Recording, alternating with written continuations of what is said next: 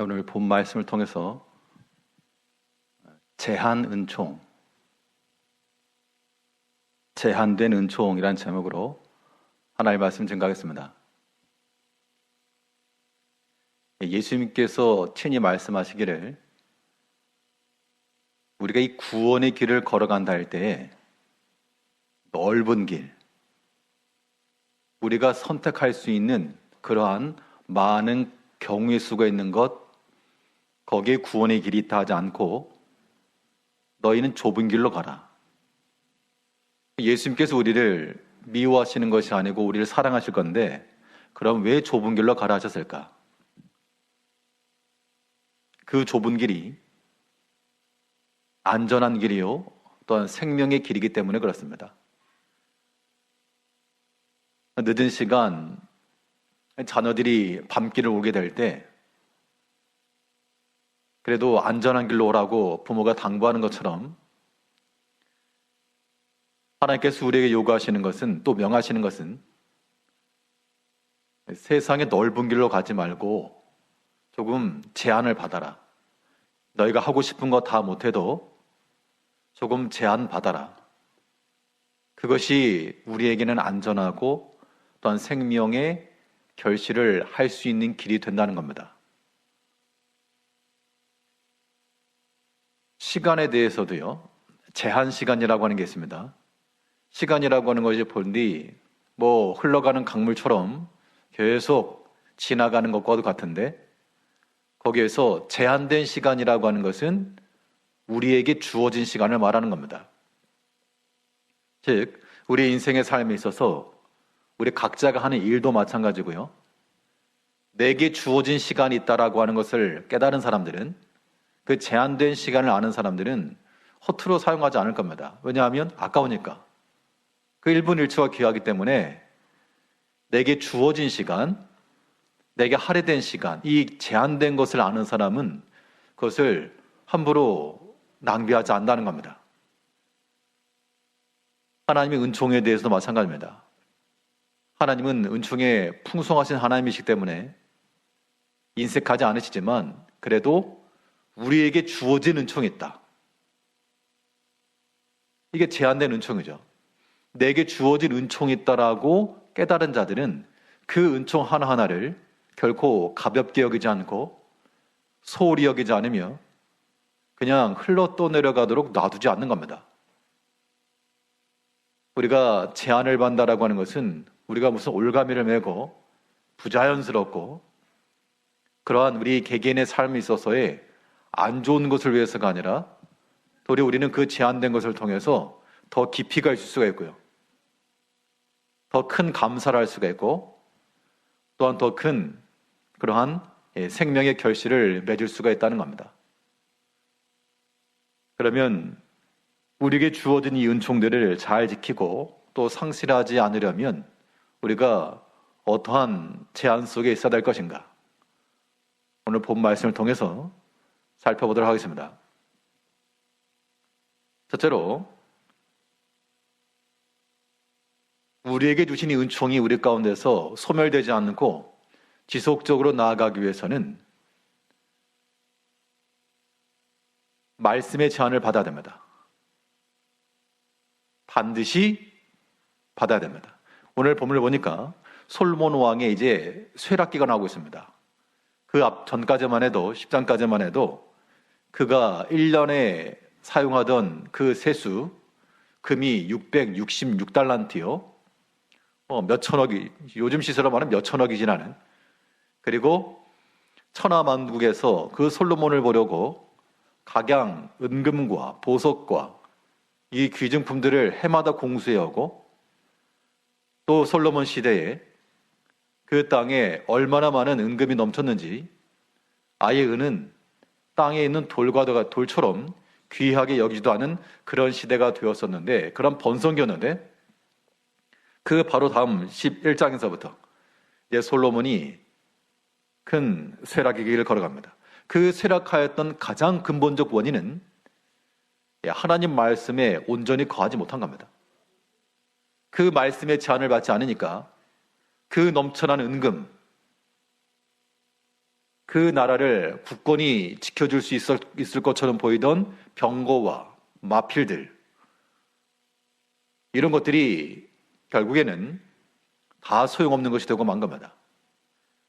우리가 하나님 앞에서요, 하나님께서 우리에게 주신 그 은총들을 잃어버리지 않고 끝까지 잘 지속시켜 나가시려면 반드시 하나님께서 우리에게 명하시는 그 말씀 안에서 제한받아야 됩니다.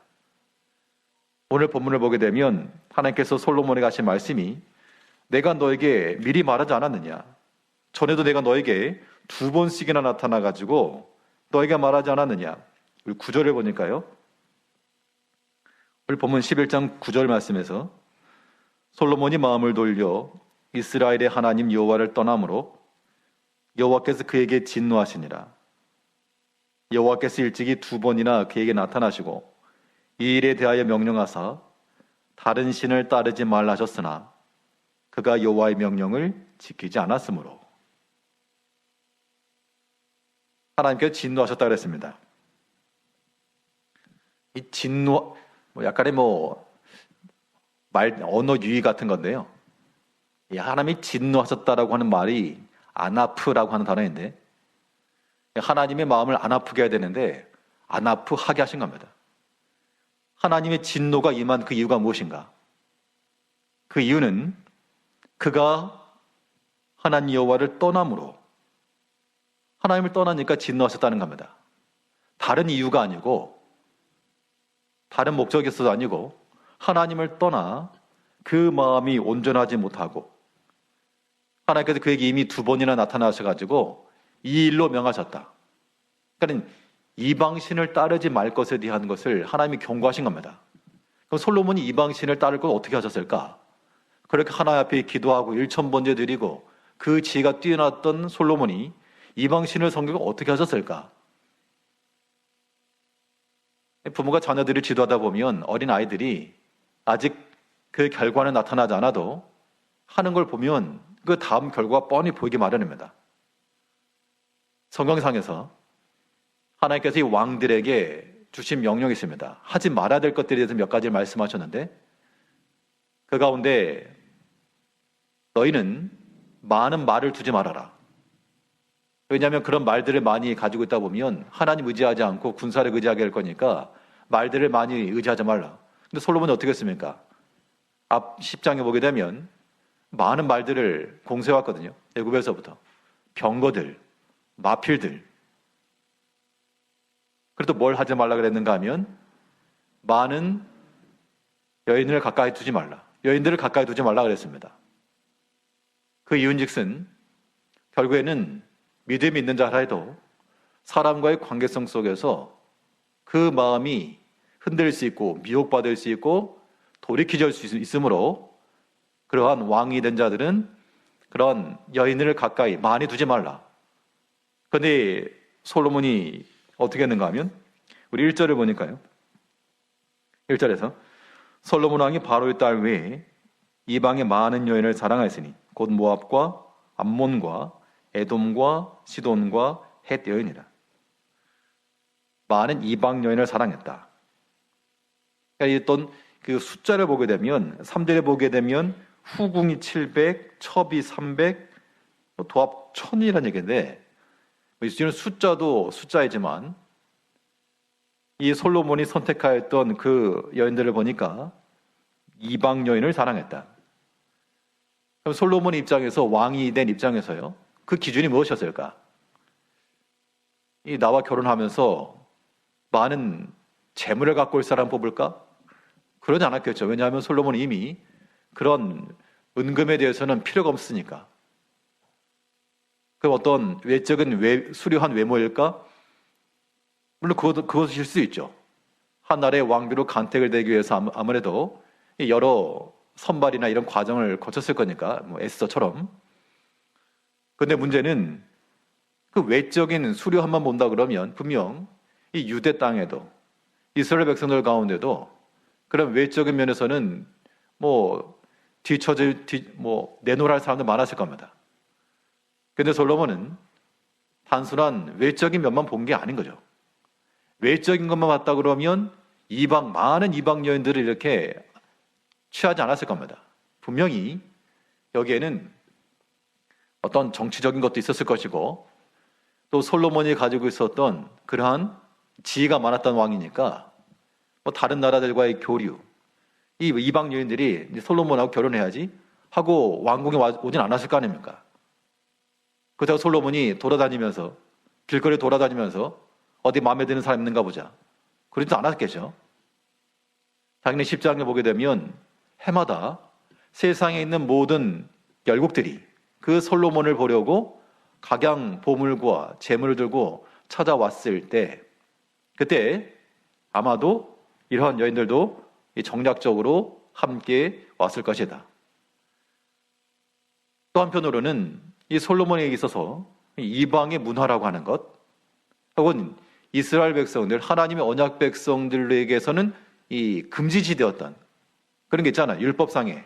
그래서 이스라엘 백성들에게는 금기시되었던 그런 일들이 이방 여인들에게서는 이게 제한이 없으니까, 혹은 그런 것에 대한 호기심, 그런 것에 대한 이 숨겨진 즐거움, 이런 것도 복잡하게 연결된 건데, 분명한 것은 그러한 여인들을 통해서 어떻게 되었는가? 그래서 그 마음이 돌이켰다는 겁니다. 4절을 보게 되면 솔로몬의 나이가 많았을 때에 그의 여인들이 그의 마음을 돌려 다른 신들을 따르게 하였으므로 왕의 마음이 그의 아버지 다윗의 마음과 같지 아니하여 그의 하나님 여호와 앞에 온전하지 못하였으니, 우리가 하나님의 말씀에 온전히 하나님의 말씀에 제한받아야 될 이유가 바로 여기 있습니다.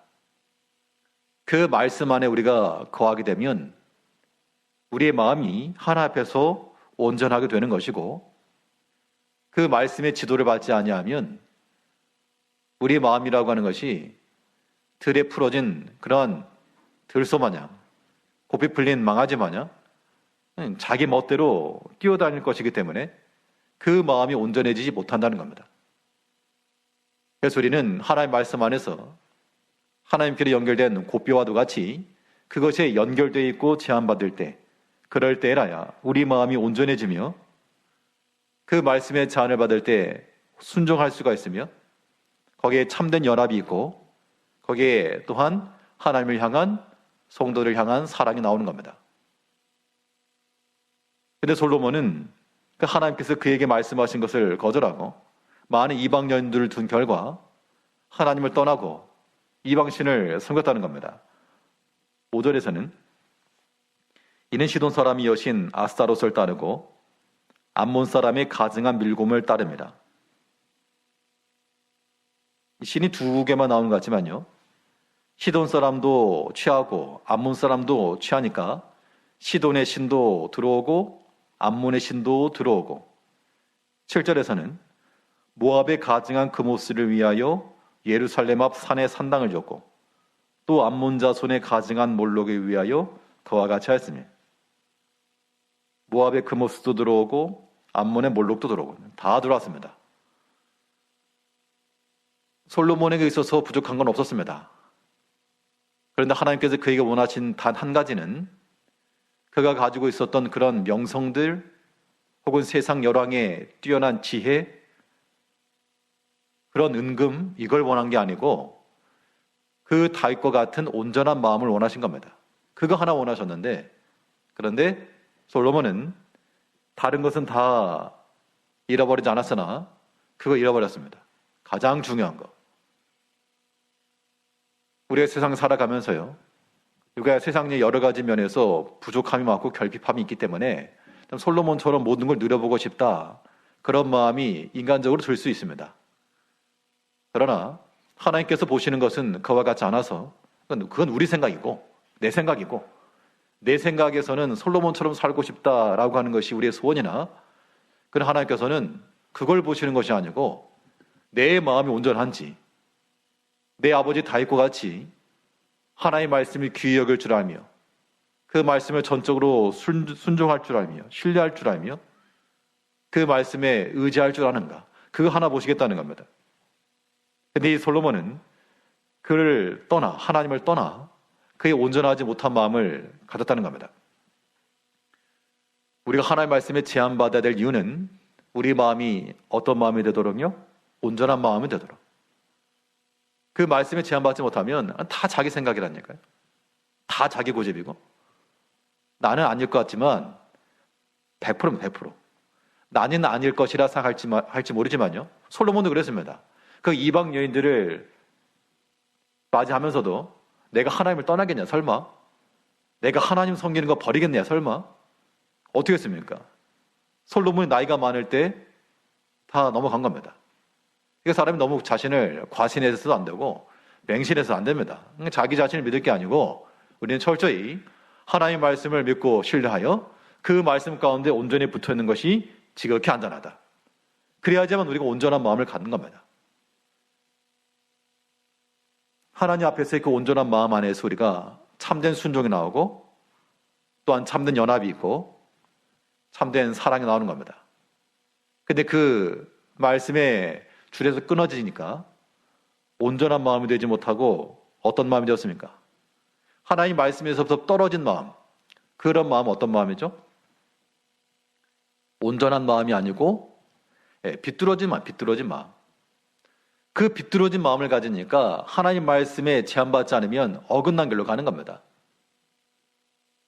하나님께서 분명 말씀하시고 명하신 그 길이 있어도 마음이 비뚤어지니까 나 딴 데로 갈란다. 나 다른 길로 갈란다. 그 온전한 마음을 갖지 못하니까 그 비뚤어진 상태에서 하나님께서 그 말씀 안에서 우리에게 명하시면서 우리 각자에게 명하시잖아요. 특별히 솔로몬에게는 이방신 섬기는 것에 대해서 지극히 경계하셨습니다. 9장에 보게 되면 두 번째 나타나셔가지고 예루살렘 성전과 그 왕궁에 대한 성전이 모두 지어진 것 이후 두 번째 나타나셔가지고 내가 네게 명한 대로 이 성전에 내가 함께 할 것이며 근데 한 가지 조건은 이방신을 내게 두지 말라.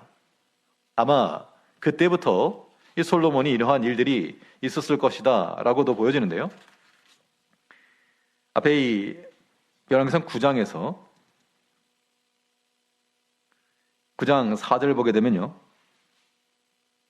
내가 만일 내 아버지 다윗이 행함과 같이 마음을 온전히 하고 바르게 하여 내 앞에서 행하며 내게 명령한 대로 온갖 일에 순종하여 내 법도와 율례를 지키면 우리 사람도요. 부모가 자녀들을 교육할 때도 이러이러하게 되면 어떤 조건을 붙이잖아요. 그 조건을 붙였다는 얘기는 뭐냐면 그걸 지금 안 하고 있다는 겁니다. 너 숙제 다 하면 뭐 장난감 사줄게. 이렇게 말할 때 숙제 다 하면 그 조건을 얘기한다는 얘기는 이 녀석이 지금 숙제 안 하고 있다는 겁니다. 내일 지금 가져가야 되는 안 하고 있다. 그래서 그 부모 입장에서는 너 그거 위험하다 지금. 너 지금 하고 있는 것 그거 숙제도 안 하고 지금 놀고만 있으면 이거 안 된다. 이런 경고 메시지가 들어가 있는 겁니다.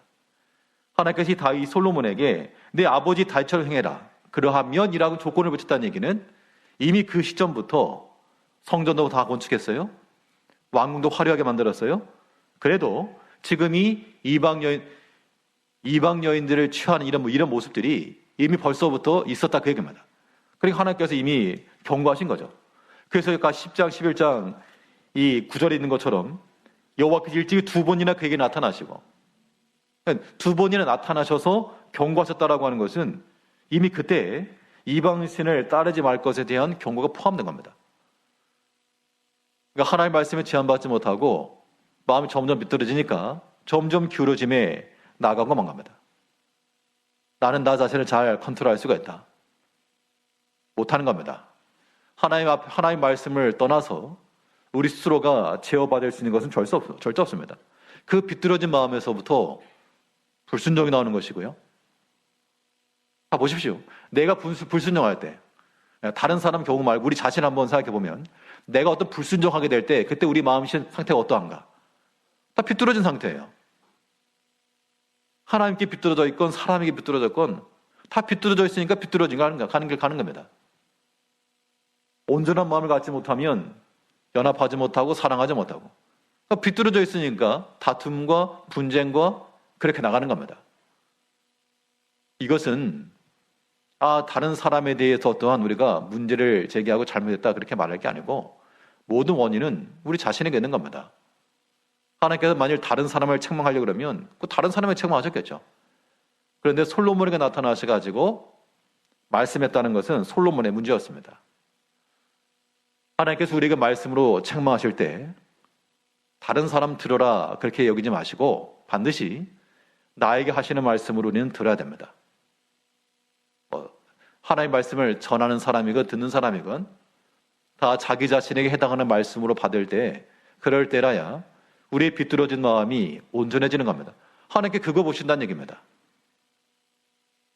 그 말씀에 제한받지 못하면 사람의 생각이 강해지기 때문에 그 마음이 비뚤어지고 행실이 비뚤어지고 가는 길이 비뚤어지고 술 취한 사람과 똑같은 겁니다. 나는 똑바로 간다 하지만 똑바로 가는 게 아니죠. 그런 직접적 경험 없기 때문에 잘은 모릅니다만 예전에 친구 하나가 수업 시간 됐는데 아주 얼굴에 피투성이가 돼가지고 시뻘겐 흔적들이 있어가지고 뭔 일이냐 물어봤더니 어제 이제 과음을 하고 집에 가는데 갑자기 전봇대가 자기에게 달려오더랍니다. 자기는 똑바로 가고 있었는데 전봇대가 갑자기 자기에게 달려온 거죠. 또 갑자기 땅이 일어서더랍니다. 땅이. 자기는 가만히 걸어가고 있었는데 땅이 갑자기 일어선답니다. 자기가 넘어진 거죠, 사실은. 바른 분별력을 갖고 있지 못하면 그러한 넘어짐과 비뚤어짐과 자기는 그래도 모르는 겁니다. 언제까지 모르느냐? 상함이 있을 때까지. 피가 철철 나도 그거 뭐 제대로 정신도 못 차리는 겁니다.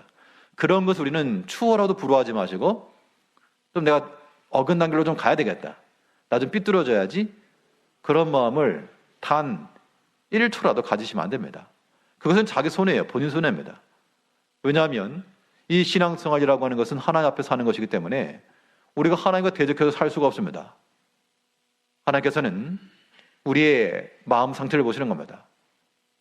하나님께서 우리에게 그 말씀 안에서 지도함을 받으며 우리의 모든 잘못된 것과 고집된 것과 악한 것들과 그런 걸 다 끊어버리고 하나님 앞에서 온전한 마음, 비뚤어진 거 말고요.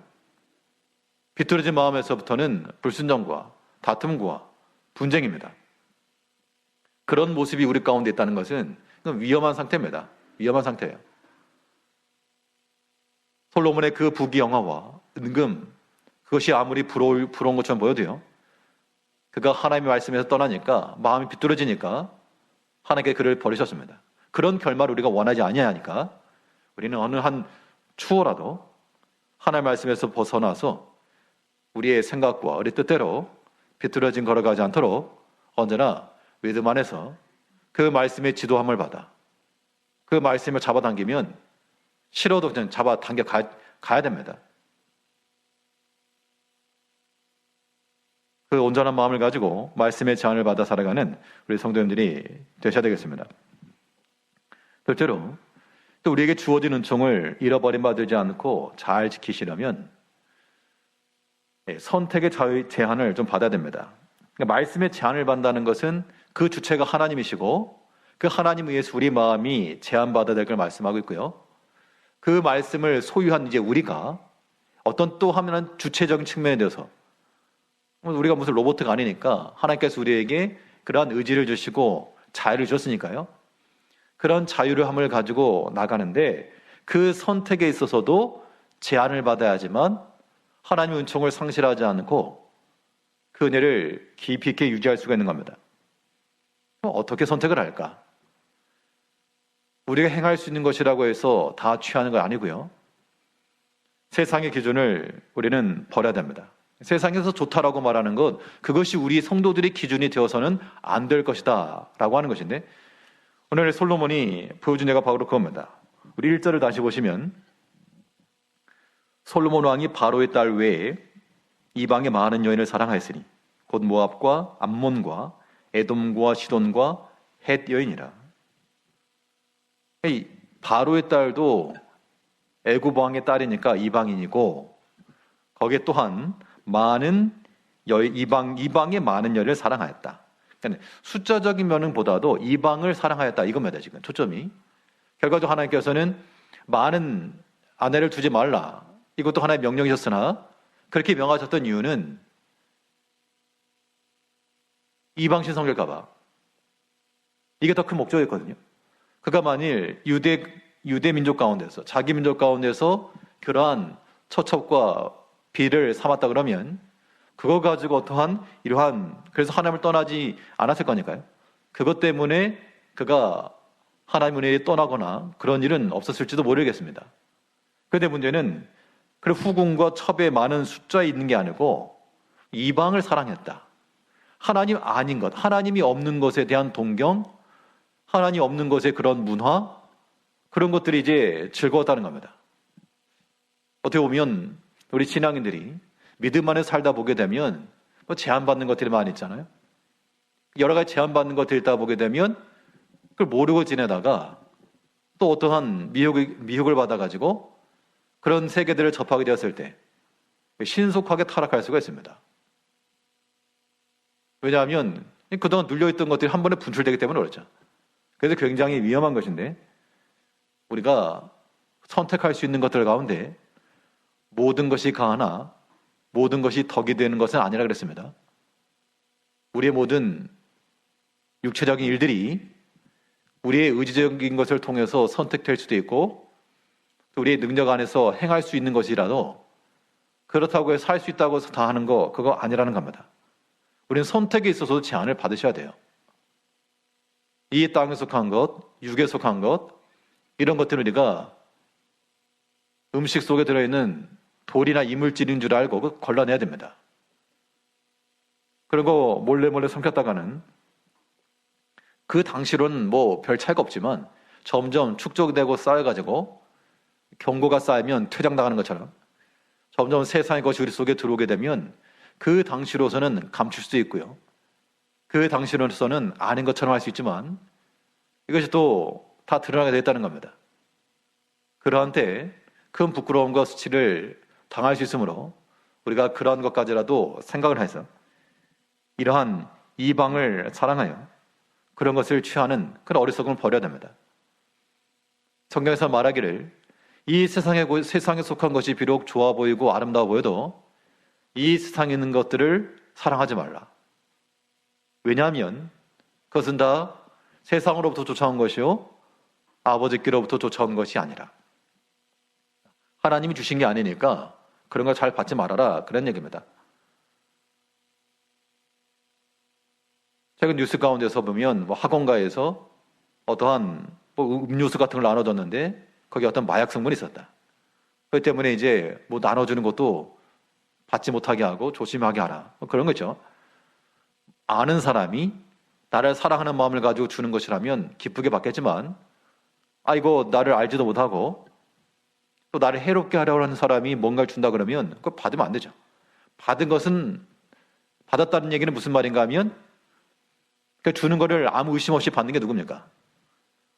마음이 착해가지고 받을 수 있지만 분별이 없는 어린 아이들이 받죠.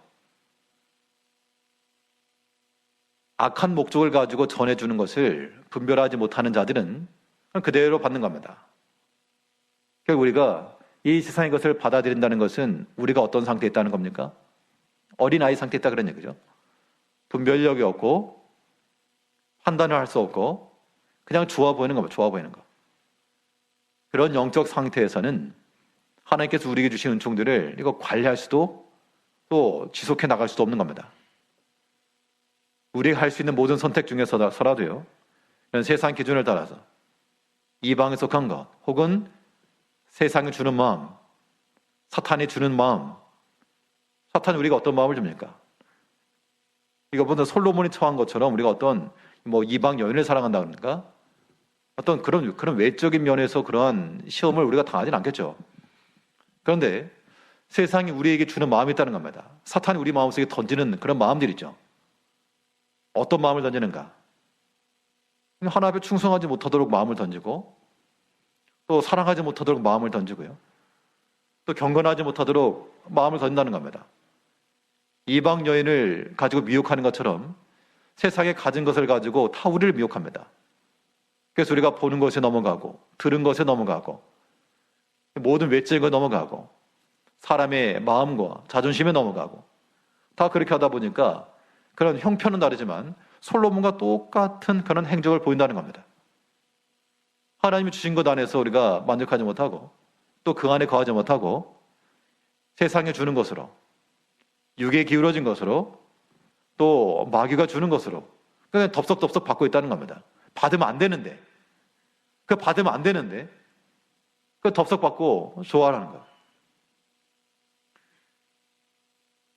우리 모든 선택에 있어서도 우리는 제한을 받을 수 있어야 됩니다. 뭘 택할 것인가? 당연히 이 세상의 기준을 버림과 동시에 우리는 영의 기준 따라야 되겠죠. 하나님의 영을 따르고 행동하는 겁니다. 하나님께 주신 마음인가? 오케이. 그러니까 이런 것들이 우리 개개인의 신앙생활 가운데서 아주 잘 적용돼야 됩니다. 이것이 과연 하나님 주신 마음인가? 이런 것들이 최소한 우리 자기 자신에게서 질문이 되어지게 되면 스스로의 자정 능력이 가능한 겁니다. 또 사실 신앙생활이라고 하는 것도 하나님의 말씀에 의해서 자기 자신이 스스로 변화받고 스스로 돌이킬 줄 있을 때 이게 가장 그래도 쉬운 길이면 쉬운 길. 그렇지 않고 다른 사람을 통해서 혹은 인위적인 물리력을 통해서 그러면 이제 우리에게 해가 오는 겁니다. 꼭 무슨 어려움을 당하고 하나님의 진노 심판을 받고 나서야지만 돌이킨다 그러면 진짜 위험한 신앙생활이죠. 우리 이제 지혜로운 자들과 같이 하나님 앞에 성숙한 자와 같이 하나님의 그 말씀 한마디에 척하면 척을 알아듣고 우리의 마음의 형편을 살펴보고 이것이 과연 주께서 주신 마음인지, 하나님의 영이 내 안에서 주시는 그런 정당한 마음인지, 이런 것들 우리가 생각을 해야 됩니다. 그런 것들이 우리 가운데서 기준이 되지 못하니까 계속해서 솔로몬처럼 행동하는 겁니다. 솔로몬 행위라고 하는 것이 어떤 면에서 비난받는가? 다른 것에서가 아니라 이방을 사랑했다. 하나님 허락지 않은 것을 사랑했다. 또 하나님 금하신 것을 담대 행하였다. 통혼도 마찬가지입니다. 2절을 보니까요. 여호와께서 일찍이 이 여러 백성에 대하여 이스라엘 자손에게 말씀하시기를 너희는 그들과 서로 통혼하지 말며 그들도 너희와 서로 통혼하게 하지 말라. 그들이 반드시 너희 마음을 돌려 그들의 신들을 따르게 하리라 하였으나 솔로몬이 그들을 사랑하였다라. 하나님의 말씀이고 뭐고 자기 주장대로 자기 고집대로 했다는 겁니다. 그 결과가 하나님께서 그에게 주셨던 것들을 다 상실하고 만 겁니다. 그러면 결과적으로 봤을 때 그것이 과연 우리에게 유익하였는가? 이런 질문이 우리 자신에게 돌리는 겁니다. 우리 똑같은 거예요. 지금 하나님께서 우리에게 말씀하시죠. 여러 형태로 우리에게 말씀하십니다. 그리하면 안 된다. 혹은 이러이러한 마음의 감동을 따라 행하라. 하나님께서는 그렇게 말씀하셔도 우리는 그리 아니하겠노라. 이거잖아요. 그러나 솔로몬이 그들을 사랑하였다. 이방과 통혼하지 말라. 그들이 너희 마음을 돌이켜서 그 이방 신들을 따르게 하리라 하였으나 그러나 그들을 사랑하였다. 이런 고집센 마음들이 다 우리 가운데 있다는 겁니다. 아닌 것 같지만 있다. 아닌 것 같지만 그런 자신의 모습을 발견하는 것이 하나님 앞에서 우리를 정결하게 하는 겁니다. 그게 좁은 길 가는 겁니다. 그래서 우리가 우리의 모든 것이 가하나 모든 것이 덕이 되지 않는다. 우리의 모든 선택 중에서 행할 수 있는 것들이 많이 있죠. 자유롭게. 그러나 그런 것들에 대해서 우리는 사람이 완벽할 수가 없습니다만 하나님께서 우리에게 여러 가지 사인을 주시는 대로 우리 자신을 돌이켜 보셔야 되고요. 또 자신을 살펴야 되고요. 이거 세상의 기준을 따라서 이방을 사랑한다. 그러다가는 우리 나중에 큰 손실 나니까 하나님께 주신 거 하나님의 기준 따라 가야 되겠다. 이것이 더 지혜로운 겁니다. 세상의 그런 여러 가지 경험과 지식에 의해서 세상 기준 따라가 봐야 그것이 나중에 자신에게 더 큰 해로 돌아온다 그러면 그 뒷감당 어떻게 하십니까? 뒷감당 안 되죠. 그러니까 우리는 처음부터 하나님께서 우리에게 말씀하시기를 그 백성들에게 이르시기를 그들과 통혼하지 말라. 그 목적은 뭐 사람 차별이나 이게 아니라 그들이 너희 마음을 돌이킬까 봐, 하나님의 정결한 백성이요 하나님의 그 언약 백성의 길을 떠날까 봐 하나님께 제안하신 겁니다. 그러면 우리는 그 말씀을 따라서 물론 선택의 폭이 좁아질지라도 유대 여자들만 아니고 이방 사람들 얼마나 많습니까? 그 이방에 나가가지고 마음에 드는 사람 취할 수 있죠, 당연히. 그런데 비록 그렇게 할 수 있지만 그 선택을 제한하시고 하나님께서 줄로 지어준 그 구역 안에서 찾으라 하신 것은 그것이 도리어 우리에게 큰 해를 피하고 유익함이 될 것이기 때문에 그랬다는 겁니다. 그러므로 이제 우리 모든 성도님께서 우리가 택할 수 있는 모든 선택일지라도 반드시 하나님 안에서 검증을 받으셔야 되고요. 교차 검증. 성경에 의해서도, 성경 말씀에 의해서도 우리가 검증을 받고, 때로는 설교 말씀을 통해서도 검증을 받으시고, 또는 기도를 하면서도 검증 받으시고, 교차 검증하는 겁니다. 그렇게 할 때 그게 안전한 겁니다. 우리가 좁은 길을 간다는 거요. 제한받는 겁니다. 하나님의 말씀으로 우리 자신을 제한받고 또 우리가 하나님의 기준을 따라서 우리의 모든 선택이라도 제한할 수 있어야 됩니다. 이 제한된 은총에서 제한되지 않을 것이 하나 있는데 그것은 하나님의 은총 은혜에 대해서는 무제한의 그 길을 따라가야 됩니다. 여기 솔로몬이 그 다윗에게 약속되었던 영원히 있을 그런 왕, 그 나라, 이것을 어떻게 했는가 하면 빼앗겼어요. 다른 사람에게 주리라. 11절 말씀에 여호와께서 솔로몬에게 말씀하시되 내게 이러한 일이 있었고 또 내가 내 언약과 내가 내게 명령한 법도를 지키지 아니하였으니 내가 반드시 이 나라를 내게서 빼앗아 내 신하에게 주리라. 그러니까 솔로몬은 자기의 지식과 모든 것을 가지고 자기 것이라 생각했지만 결국 이거 하나님의 것이었다는 겁니다. 또 하나님께서는 그 은총을 하나님을 배려하지 않고 하나님을 고려하지 않는 자들의 손에서 또 고스란히 빼앗아 가신다. 빼앗아 가는 게 아니고 원래 하나님이 가니까 하나님 뜻에 맞는 자에게 주신다 그런 얘기입니다. 그러므로 이제 우리가 하나님의 은총이 있어서 상실하지 않고 이거 잃어버리지 않고 잘 지키려면 하나님께서 우리에게 일찍이 나타나서 말씀하신 그 말씀 우리 마음속에서 받으시고요. 비유가 좀 그렇지만 그 공원 같은 데 보게 되면 반려견들 많죠. 그 주인의 손에 줄이 연결된 것.